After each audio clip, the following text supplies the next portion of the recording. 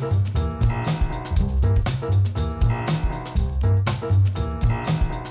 name is Bryce Cressy. I run the partnerships and affiliates team at Z. I come from a finance and investment background where I started in banking and strategy and subsequently moved over to the e-commerce industry it's about 2 years ago as a partnership manager. I now find myself leading the partnerships and affiliates division at Z.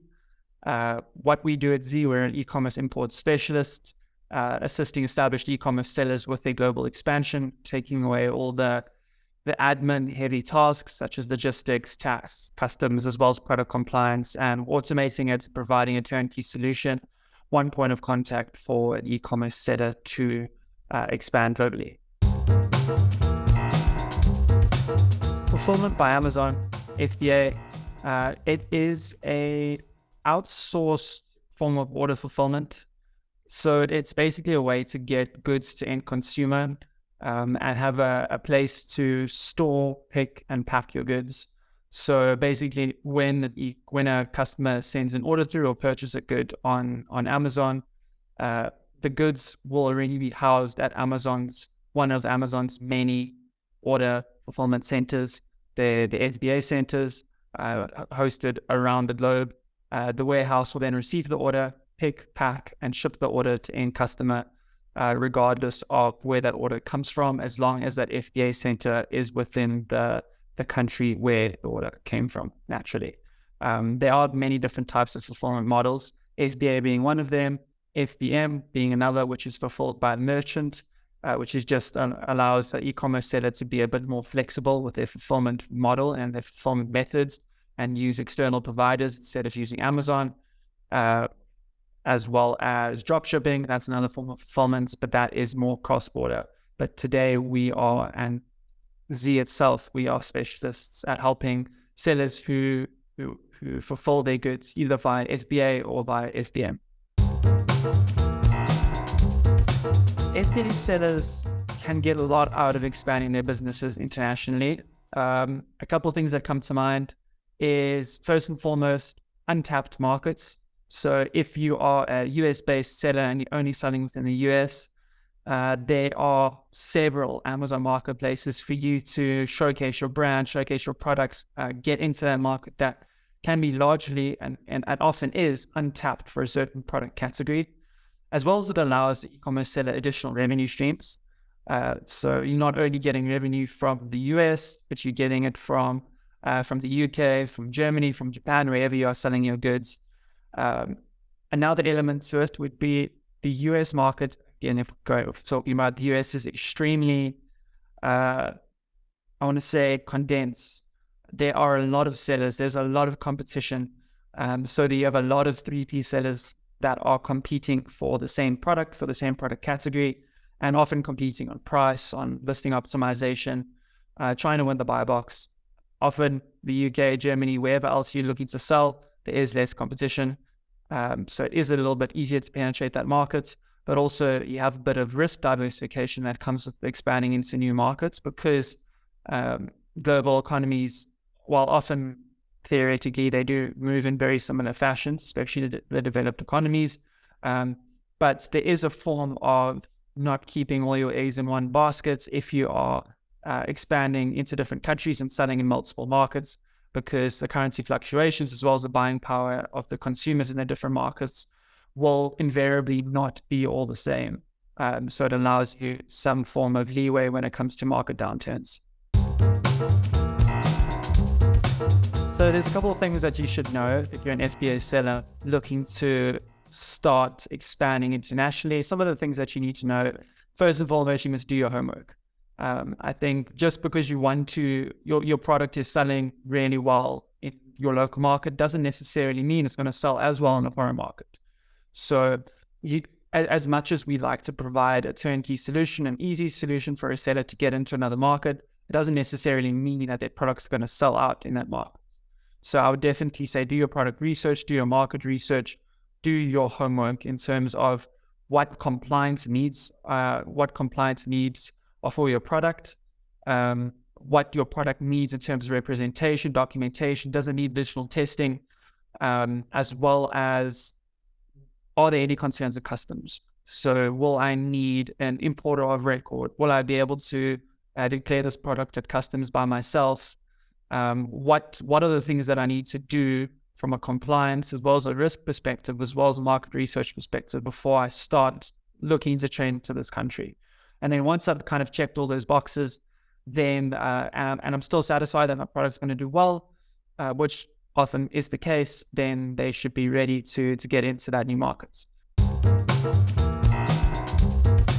An importer of record is the legal responsible person or the legal responsible entity that is legally liable for that import.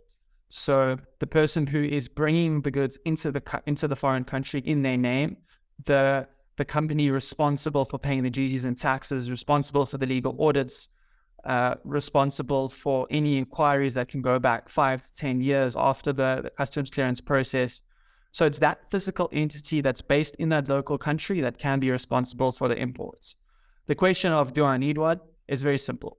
If you don't have a physical entity that is based in the destination country, the country that you are looking to sell into, i.e. you're a US-based seller looking to sell into the UK or into Germany, you will need someone to act as the importer of record if you do not have an entity set up in that country. Often, entity setup can be very tiresome, very admin-based, so an importer of record provides you an easy solution to get your goods into the end country legally and compliantly. I think not, mainly because entity setup comes with very, very admin-intensive tasks. You need to have directors. You need to pay forms of membership monthly for that entity setup, and it's a lot of hassle when you can actually get someone else to act as that entity for you. Or in some countries, you can just get a number that allows you to import on your own behalf. But I wouldn't say you need an entity just because the importer of record, as well as merchant of record, capabilities offer you the advantages of having an entity without the admin constraints that you have to ensure compliance monthly for that same entity. Product compliance is most certainly something that sellers need to worry about.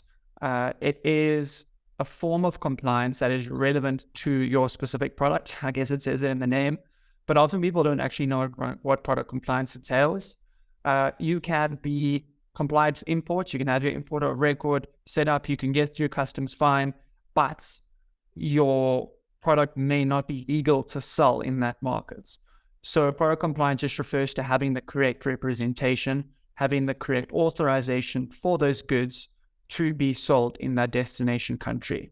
Certain types of goods, i.e. food supplements, need to have quite stringent product compliance tests done to ensure that they have someone legally responsible for the products in destination country, as well as they have certain labels, markings on their labels.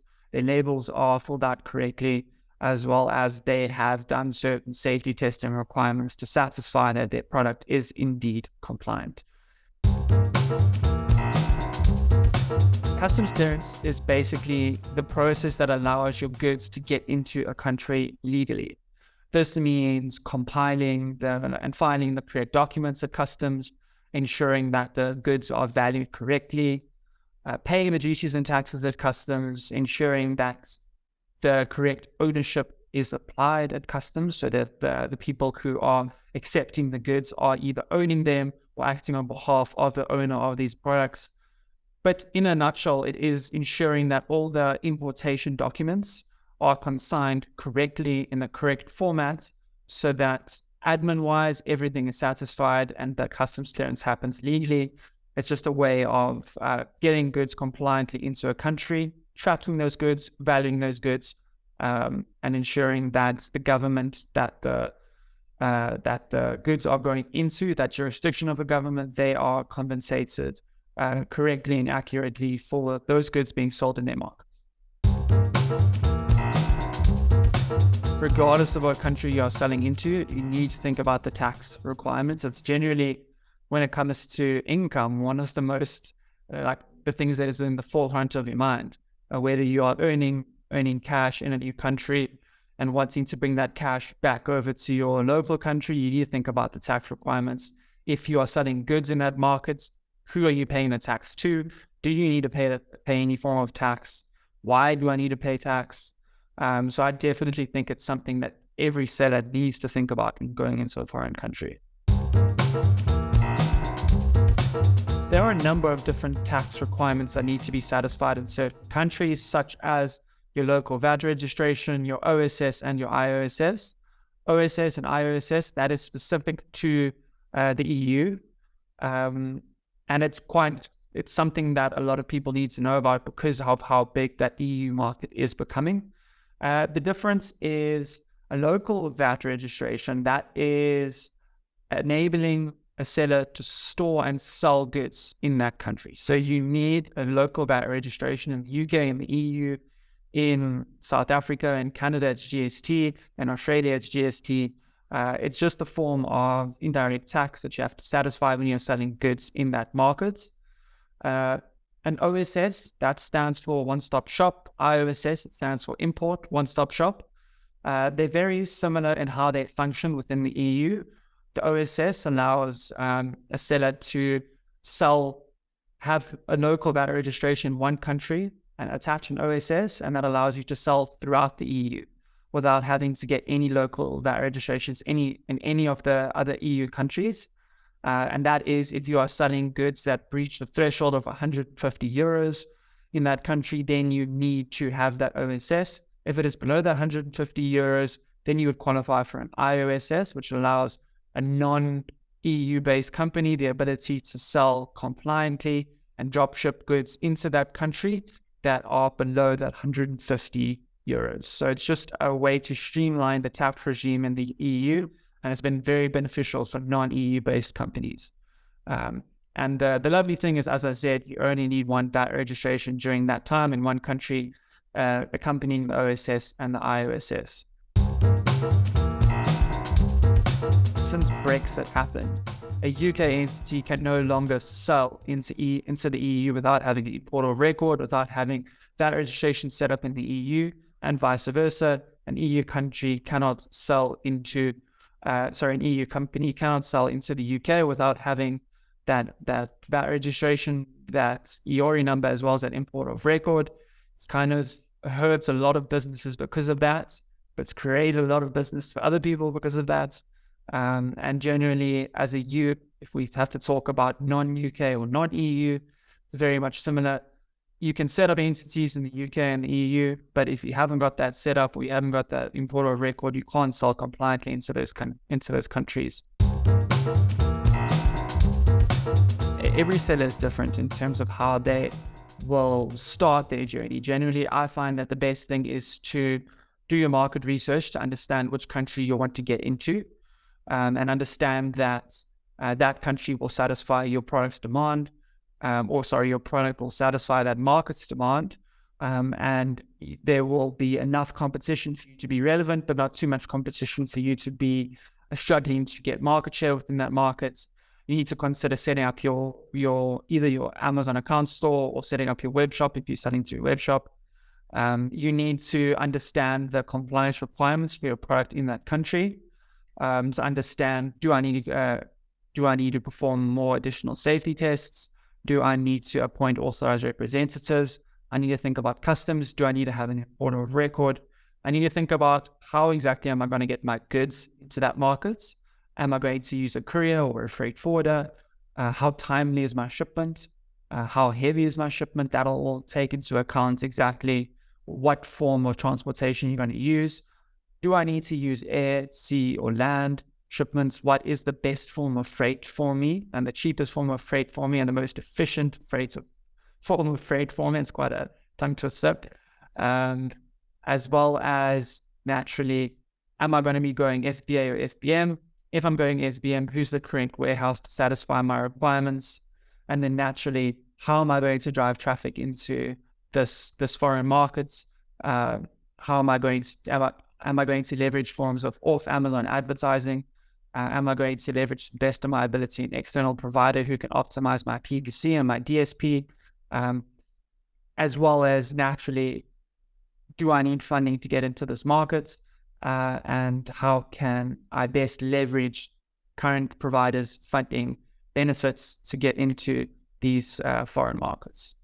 That's quite a few things that are listed, but it's all things that the seller needs to think about when they're going into a new market. The biggest challenge for FBA sellers looking to expand into foreign markets is navigating the complex world and complexities of VAT, as well as customs, understanding what is required in that customs process, what is required to remain tax compliant. And I think a big challenge is the one to set up entities, which we've already discussed quite a bit, but those challenges are very foreign to a lot of FBA sellers because it's not something that they may deal with in their local market.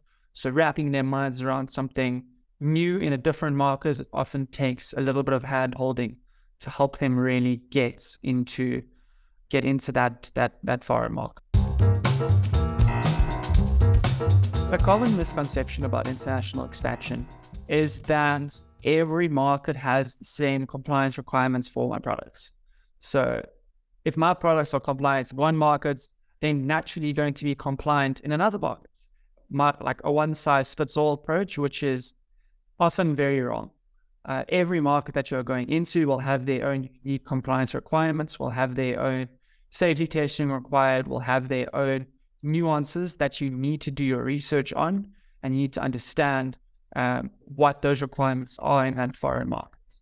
Because the FDA operates very differently to the food business operation in the UK, for example. And certain electronics in the US are treated differently to electronics in the UK, which are treated differently to electronics in Germany. So every market has their differences when it comes to compliance. The most common cause of delays and stuck shipments that we are seeing when sellers are shipping internationally it's actually quite sad because it's often very, very, very much the same. And we've actually experienced this a lot in the last 2 months with people trying to get their goods into a foreign market just before Black Friday or meeting some deadlines. Often it is having an incorrect importer consigned on the documents. So what is seen at customs is different to what is seen from the freight forwarder, which is different to what's seen for courier. So you have all these different information streams that filter to customs, and often they are not matching. And when information is not matching, that is when shipments get stuck, and you need a third party to come in and understand what's been given, what is the situation, and how do we fix it. And generally it is that the customs documents are consigned incorrectly. They don't have an authorized representative for their product in that destination country, or their importer or recipients of their goods does not match what the destination is on the airway bill or the bill of lading. Those are all very much the commonalities that we're seeing when customers are getting their goods stuck at customs. Ensure that you have as much information as possible and that you work with a customs broker who is fluent in the form of customs in that country. Like, I think if you are also dealing with a language barrier, that creates, Google Translate is not going to work for that. It creates a lot of nightmares itself, but I definitely say work with a customs broker, work with someone who knows about customs in that destination country to ensure that your goods are not stuck, because the fines that come with goods that are stuck, the goods that are destroyed, the goods that are sent back, that is lost revenue, that is lost inventory, that is opportunity cost of sales lost. Two most common markets that are booming for US-based sellers looking to sell into that next market would be naturally Germany, which is the second biggest Amazon marketplace. The UK is also a fantastic market. The dark horse markets that are coming into it is certainly the UAE. That is becoming very, very popular as well. And there's a lot of investment, a lot of foreign investment that's been happening in the UAE, especially with the Amazon marketplace. And I think the infrastructure there is really getting to a point that US-based sellers can take advantage of. as well as Japan. It's a very different form of market, very different culture. But there is tremendous opportunity there just from how mature their e-commerce market and their technology is, and the propensity for Japanese consumers to use online forms of shopping. And I think we all know it, but Turkey as well is also becoming a massive market for e-commerce, for exports and imports into Turkey. Z is an e-commerce import specialist that provides an all-in-one solution for an e-commerce seller, an established e-commerce seller, to expand into foreign markets. Z will take care of your logistics, will take care of your tax, will take care of your customs, as well as ensure that your products are compliant going into that new markets. And we will help out get a seller registered for VAT or GST. We'll file their taxes on a monthly basis. We'll provide technology for them to track where they are in the process. We will allow a seamless customs clearance experience. We will act as the importer of record. We will physically get the goods from origin to destination at the cheapest price as possible. And we will also ensure and analyze what tests what tests and documentation your product currently has, what is needed at the imports country, and we will fill the gaps in between, and we'll do everything on your behalf. And this is all done through one point of contact at Z, enabled by the best technology in the game, to really give an established brand that ability for a premium, customized and personalized solution to expand their enterprises into foreign markets.